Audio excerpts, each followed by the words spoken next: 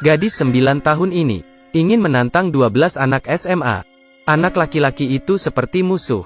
Mereka duduk melingkar. Ada papan catur di depan semua orang. Tantangan telah resmi dimulai. Gadis itu berjalan ke papan catur pertama, yang pertama, dan kemudian pindah ke yang kedua, ketiga, keempat. Betul sekali. Dia tidak memenangkan satu dan kemudian memukul yang berikutnya. Ini adalah perang roda, menghadapi 12 lawan sekaligus, dan mengatasi 12 pertempuran. Ini drama Amerika terbaru, The Queen's Gambit.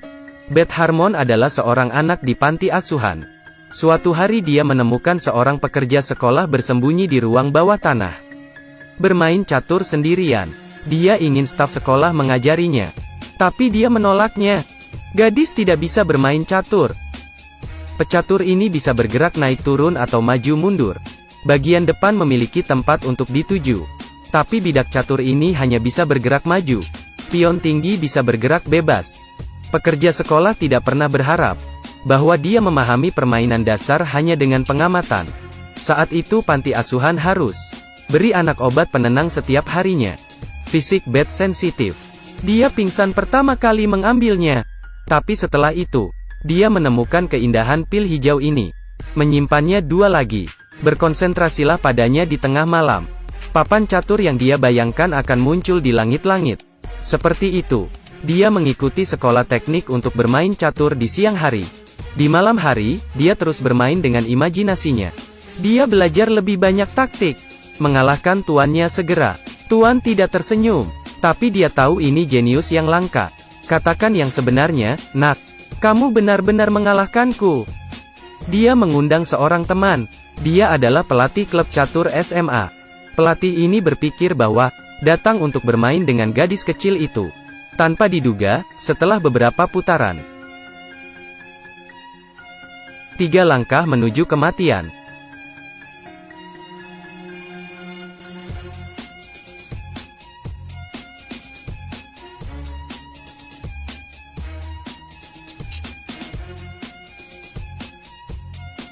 Setelah itu, Beth bahkan tidak perlu melihat papan catur. Blokir dengan kuda. Setelah makan prajurit raja, 3 langkah menuju kematian. Pertama, gunakan ratu untuk makan jenderal. Raja harus memakan ratu untuk menghindari kematian. Kemudian jenderal cek kuda di garis 5. Langkah selanjutnya akan mati. Pelatih tercengang. Jadi adegan pertama muncul. Beth menghadapi 12 lawan sekaligus. Semakin banyak penonton. Secara bertahap, permainan menjadi akhir. Medan perang berantakan. Gadis kecil ini menang, dan dia berbagi hadiah dengan gurunya. 1 box coklat. Guru khawatir akan ada harga yang dibayar untuk kejeniusannya. Tapi, kegembiraan kemenangan Beth dengan cepat terganggu oleh sebuah kecelakaan. Panti asuhan memutuskan, tidak ada lagi memberikan pil hijau kepada anak-anak. Tidak ada pil hijau. Tidak ada papan catur di langit-langit. Dia bertanya pada temannya terlebih dahulu. Tapi segera habis. Dia menatap apotek sekolah lagi. Saat semua orang sedang menonton film, dia pergi ke toilet, mencuri obeng dari ruang bawah tanah. Membuka jendela apotek. Dia memperhatikan si Zhou dengan hati-hati. Turuni meja dengan hati-hati. Ia akhirnya mendapatkannya. Dia ingin mencuri sedikit, tapi dalam sekejap, keinginan yang kuat mengendalikan kewarasannya. Dia memasukkan pil ke mulutnya. Di belakangnya ada seruan guru. Dia memegang toples obat.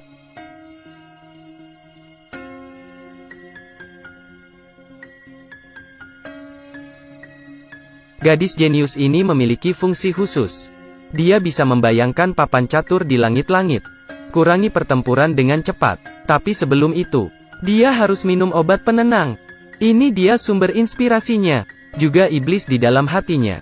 Karena mencuri obat sekolah, Beth dihukum dan tidak bisa lagi bermain catur.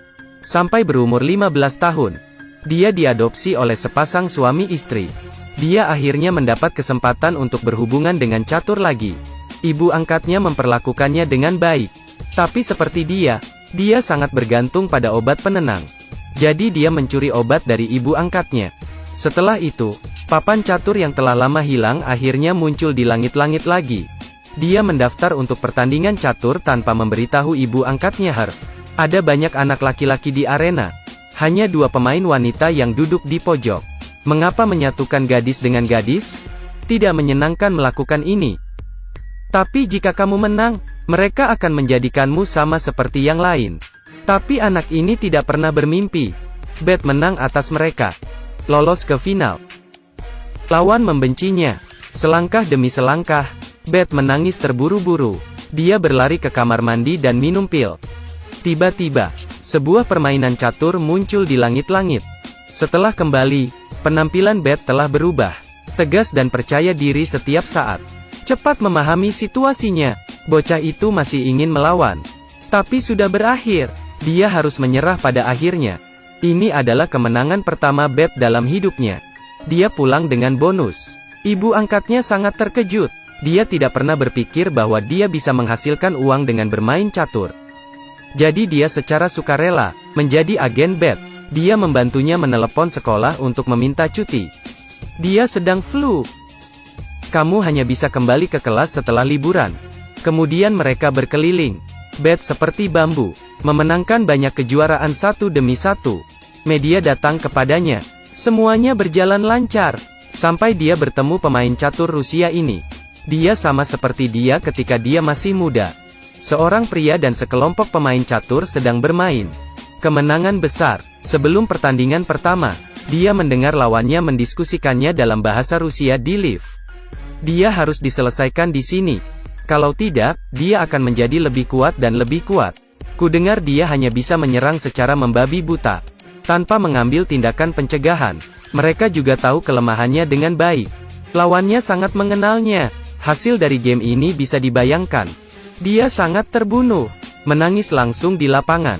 Dia berlari kembali ke kamar hotel untuk menangisi keluhannya kepada ibu angkatnya. Tapi tak disangka, ibu angkatnya meninggal mendadak. Beth yang kehilangan semua dukungan. Datang ke apotek lagi. Ini adalah permainan catur cepat di bar. Lawan Beth adalah juara Amerika terakhir.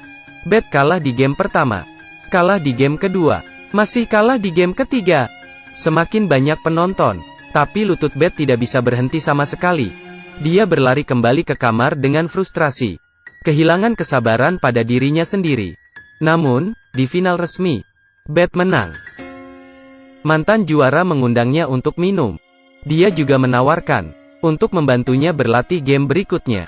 Karena di Paris, dia akan mewakili negara melawan pemain Rusia lagi. Beth hanya seorang wanita. Pada konferensi pers menjelang pertandingan, wartawannya tidak baik. Beberapa anggota Federasi Catur berkata, "Gayamu terlalu mencolok." Bagaimana jawabanmu?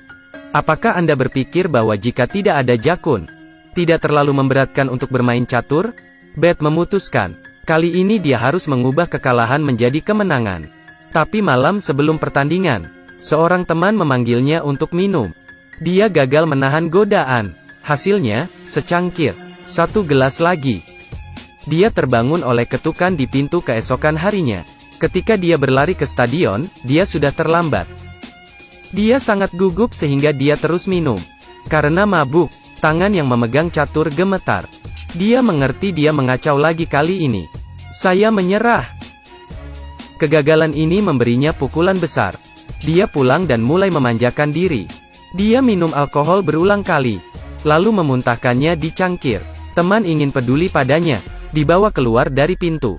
Sampai suatu hari, seorang teman baik dari panti asuhan muncul di pintunya. Memberitahunya bahwa pekerja sekolah meninggal. Mereka kembali ke panti asuhan bersama. Beth berjalan ke ruang bawah tanah lagi. Menemukan pengarahannya di seluruh dinding. Bertahun-tahun, ia telah memperhatikannya. Dia memegang foto itu dan menangis. Dia memutuskan untuk pergi ke Moskow untuk berpartisipasi dalam kompetisi. Untuk ketiga kalinya menghadapi lawan yang paling dia takuti. Lulus semua jalan dan pergi ke final dengan lancar.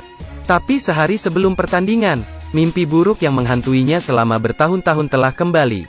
Dia mengambil obat penenang, tapi tidak ingin dikendalikan oleh mereka lagi. Menyiram mereka ke toilet.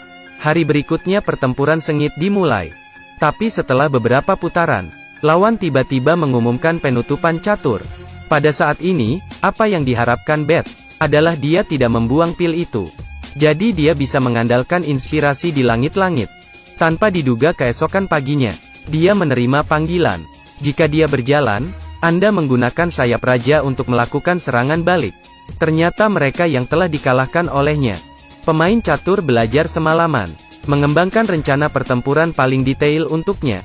Tapi di lapangan, Rusia tidak bertindak sesuai dengan prediksi mereka. Beth harus mengandalkan dirinya sendiri. Dia melihat ke langit-langit lagi. Pada saat ini, papan catur secara ajaib muncul. Setelah beberapa putaran, musuhnya berkata, "Seri." Bogo tidak pernah seri.